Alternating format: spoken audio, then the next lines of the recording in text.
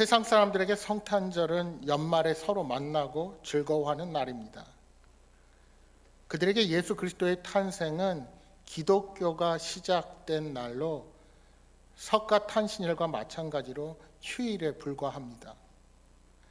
다만 한 해를 마무리하고 보내면서 또 다른 한 해를 기대하며 소망하는 시기이기에 젊은이들은 선물도 주고받고 카드도 쓰면서 좀 더 추억을 쌓는 시간으로 보냅니다.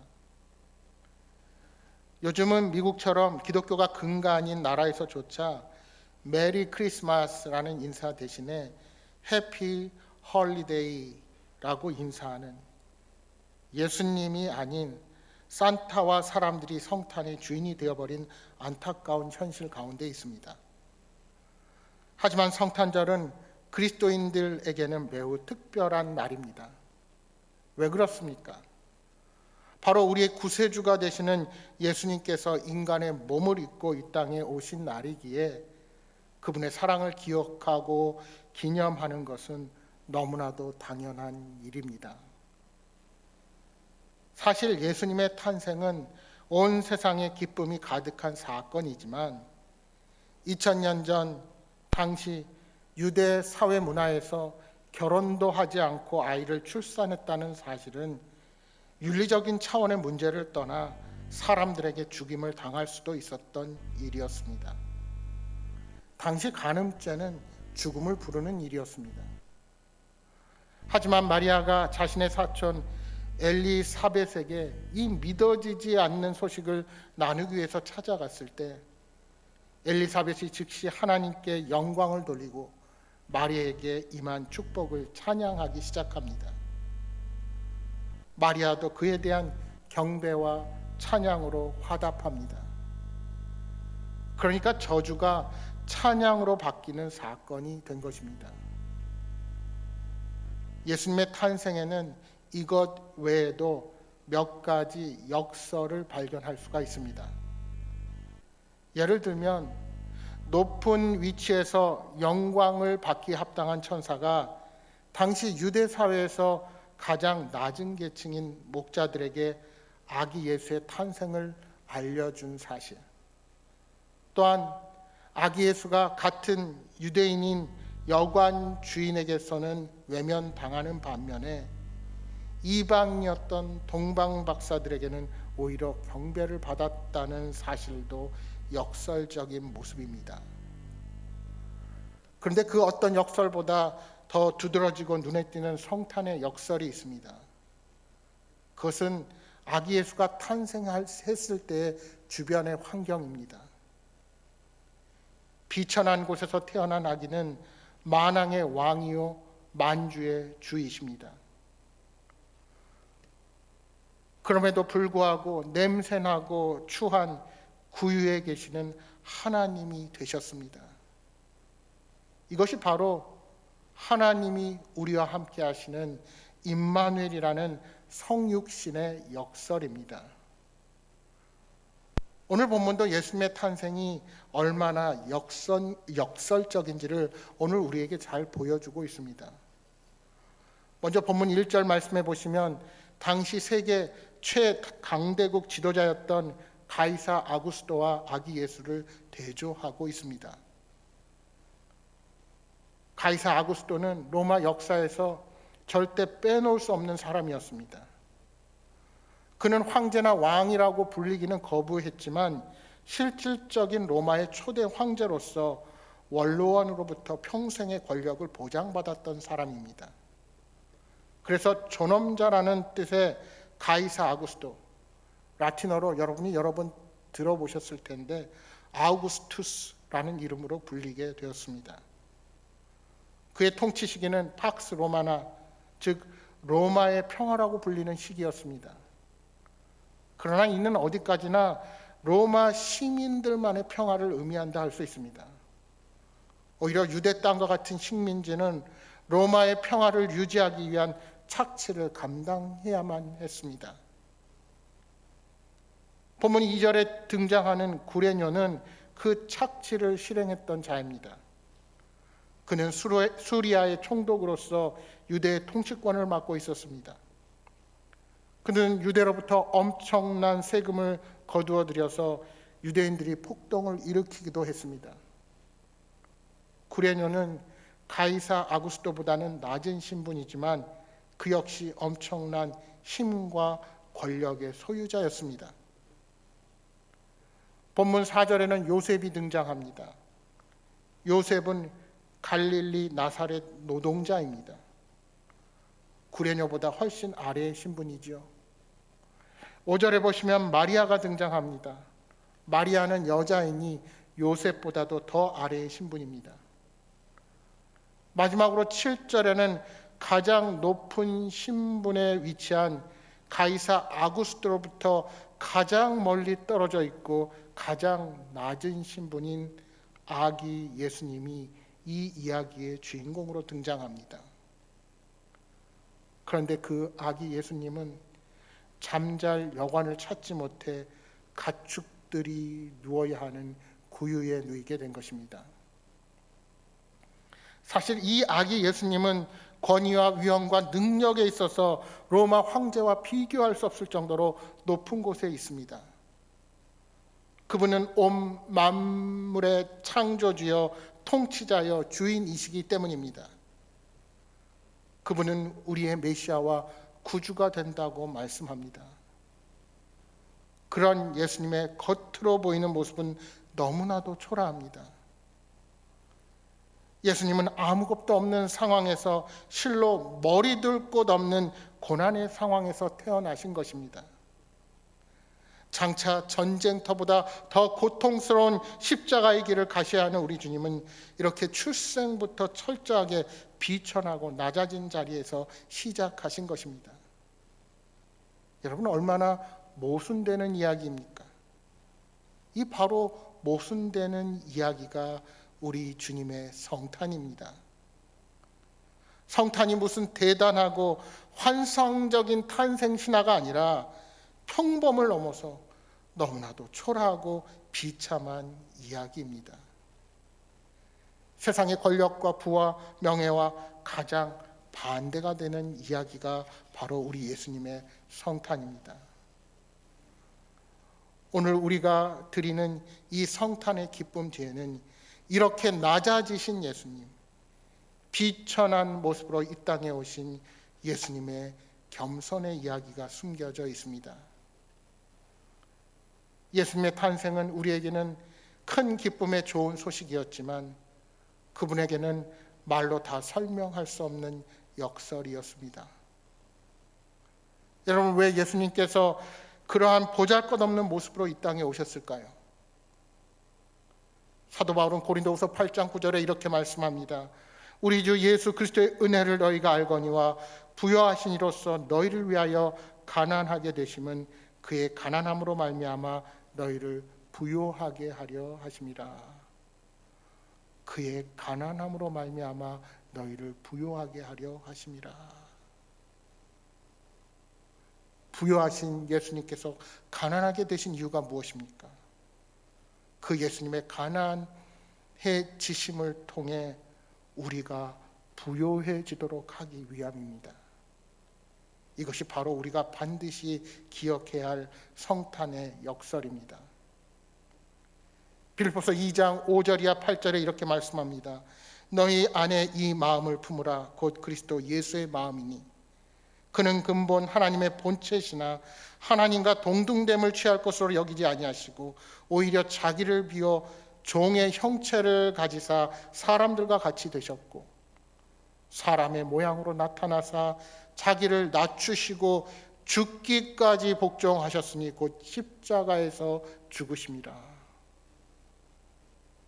예수님은 근본 하나님의 본체이십니다. 그러나 종의 형체를 가지고 사람이 되신 이유가 어디에 있습니까?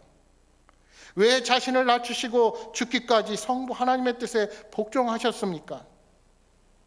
바로 우리를 위한 십자가의 길을 가시기 위해서였습니다.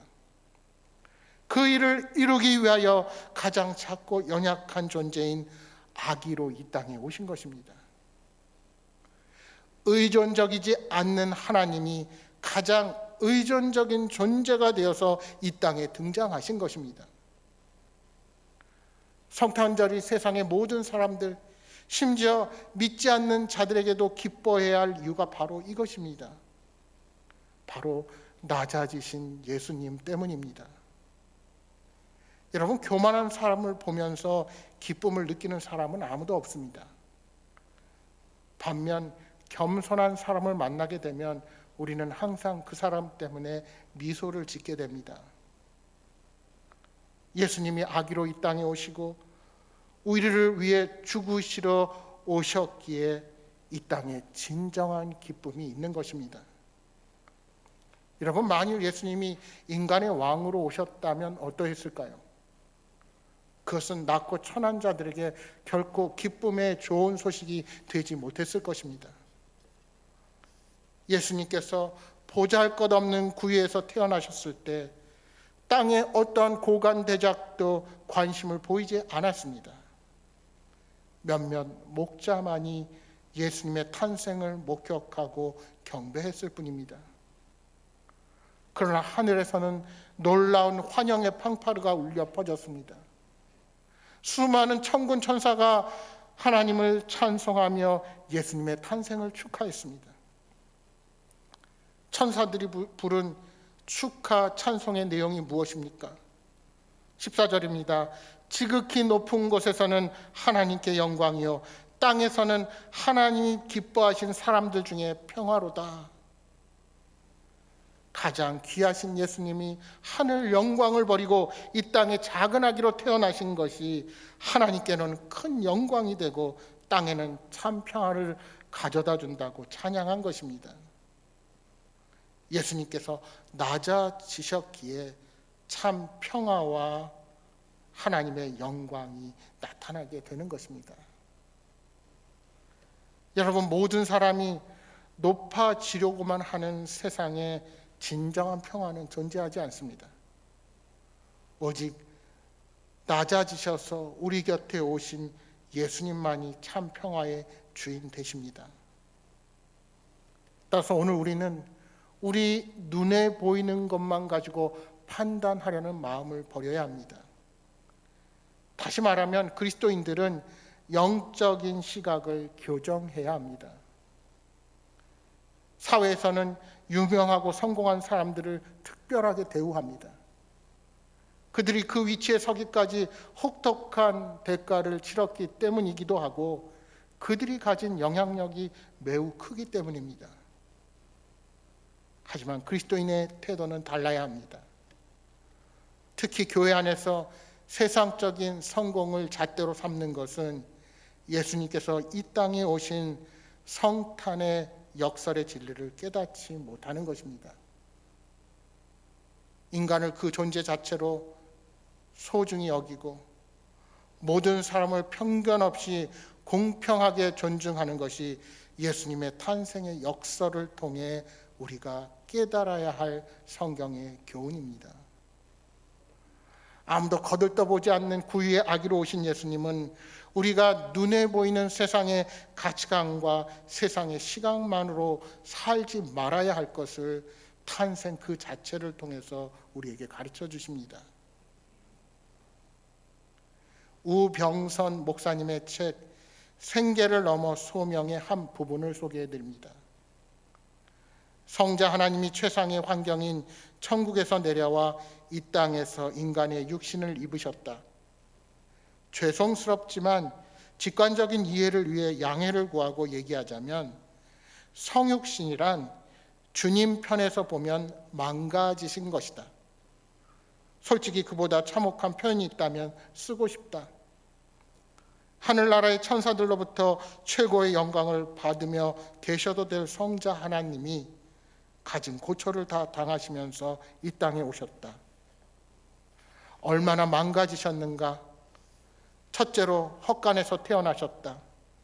게다가 말이 먹는 말밥을 담는 냄새나는 구유가 예수님의 요람이었다. 만일 내 아기가 짐승이 먹는 먹이통에 누워있다고 생각해보자. 이보다 더 비참한 출생이 또 있겠는가. 둘째로 예수님은 홈리스셨다. 천국이라는 으리으리한 집에서 사시는 분이 이 세상에서는 집 하나 없는 노숙자셨다. 셋째로 굶고 다니셨기에 음식을 보면 주변인들에게 먹기를 탐하는 자, 즉 식탐이 있다는 비아냥거림을 들으실 정도로 제자들과 기껍게 드셨다. 넷째로 폭풍치는 난리통에도 얼마나 고단하셨던지 배의 고물을 베개 삼아 콜콜 주무시는 애잔한 모습을 보이셨다. 고생이란 고생은 다 하셨다. 성자 하나님이 직접 육신을 입으시는 걸 감수하셨고 십자가에서 죽으셨다. 간혹 매우 감격스럽거나 어마어마한 일을 설명할 때 말로 표현이 안 된다라고 하지 않는가? 예수 그리스도께서 사랑하시는 당신의 자녀를 위해 인간의 몸을 입고 스스로 망가지심을 감수하셨는데 이 사랑을 에로스, 남녀 간의 사랑 또는 필리아, 친구 간의 사랑으로 표현하겠는가? 아니면 스토르게, 가족 간의 사랑으로 표현하겠는가? 그래서 이 모든 사랑을 초월하는 한 단어를 사용하게 되었다. 조건 없는 절대적인 사랑, 아가페. 여러분, 예수님을 처음 만나 신앙을 갖게 되었을 때 은혜가 충만하고 기쁨과 감사가 넘치지만 얼마 지나지 않아 사람들과의 관계에서 상처를 받고 낙심과 실망에 빠져 하나님을 떠나는 이들이 있습니다. 그 가운데는 자기 자신에 대한 낙심과 실망 때문에 하나님과 깊은 영적 교제를 하지 못하는 경우가 있습니다.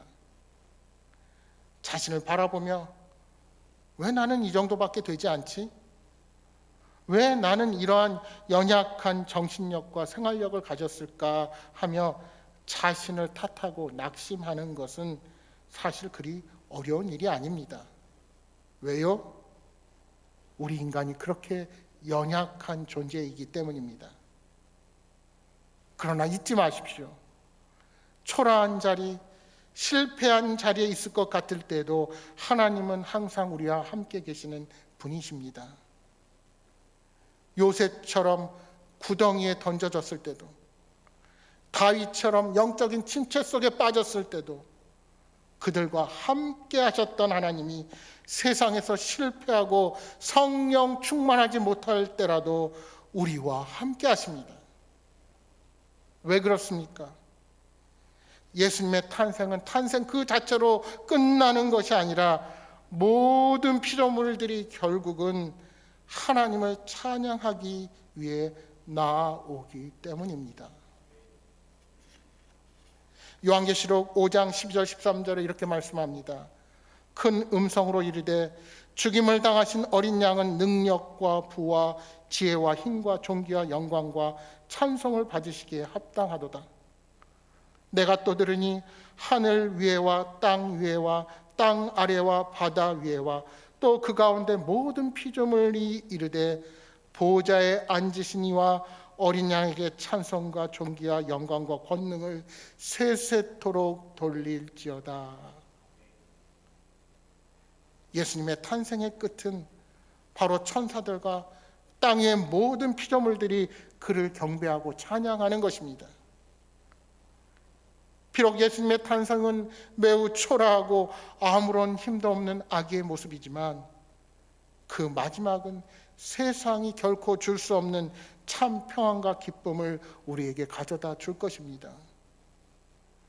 온 우주와 세상 역사 안에서 예수님보다 더 높은 위치는 없습니다. 그 어느 누가 2000년 전 초라하고 비천한 자리에서 이러한 예수님의 최종 위치를 상상이나 할 수 있었겠습니까?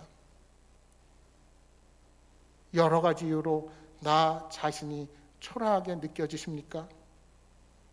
결코 낙심하지 마십시오. 하나님은 언제나 여러분과 함께 하십니다.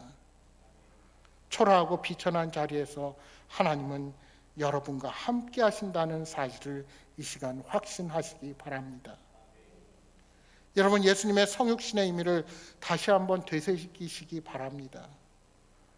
하나님이신 그분이 인간의 몸을 입고 이 땅에 오신 것은 스스로를 낮추시고 다른 사람들을 섬기기 위해서였습니다.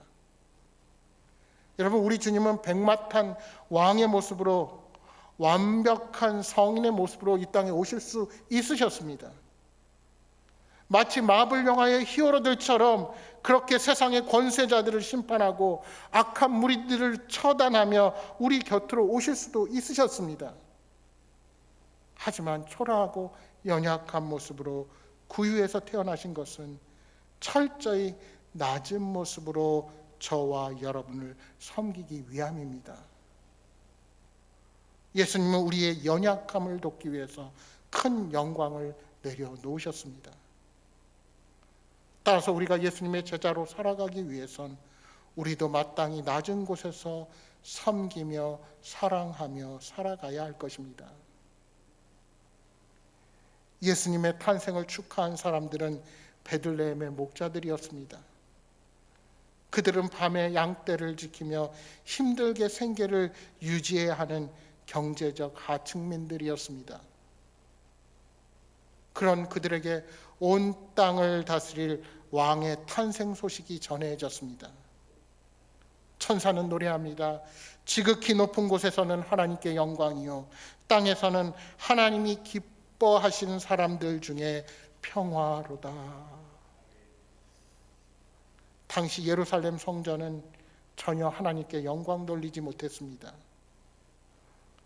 하지만 예수님이 이 땅에 오심으로 진정한 성전, 곧 교회가 세워지고 교회가 하나님의 영광을 드러내게 된 것입니다.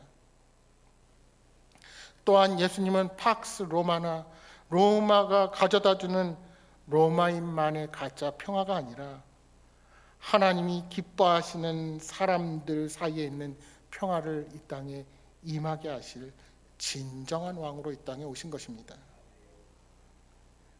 예수님 당시 세상은 아우구스투스의 통치로 로마에 평화가 왔다고 생각했습니다. 하지만 그것은 군사력을 기반으로 로마 시민들에게만 주어진 위장된 평화였습니다. 그는 재원을 충당하기 위해 속국들의 인구조사를 감행하고 그것을 기반으로 과중한 세금을 걷어들였습니다. 그래서 유대 땅에서는 반란이 일어나기도 했습니다. 정작 속국의 백성들에게 그들이 말하는 평화가 어불성설에 불과했던 것입니다. 그러나 예수님은 가시는 곳마다 평화를 선포하시고 가난한 자에게 복음을, 포로된 자에게 자유를, 눈먼 자에게 다시 보게 함을, 눌린 자에게는 진정한 자유를 주셨습니다.